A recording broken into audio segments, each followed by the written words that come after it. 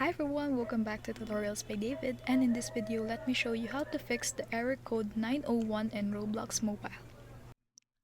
Hello everyone, so if you're having a code error on your Roblox, which is the 901, it usually shows up when there are a login, server, or account verification issues. So to fix it, make sure the Roblox is updated or from the App Store or Google Play, and then that your device has a stable internet connection.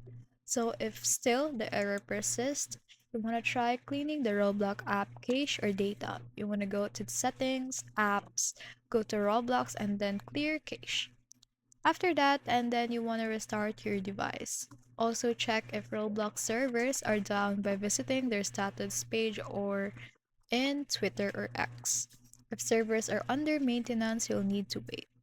If you recently changed your password or enabled two-step verification, you want to log out and log back in with the updated credentials. So if problems still persist as a last resort, you want to uninstall and reinstall Roblox to refresh corrupted files. If none of these works, contact Roblox support since error 901 can also be tied to account restriction or bans.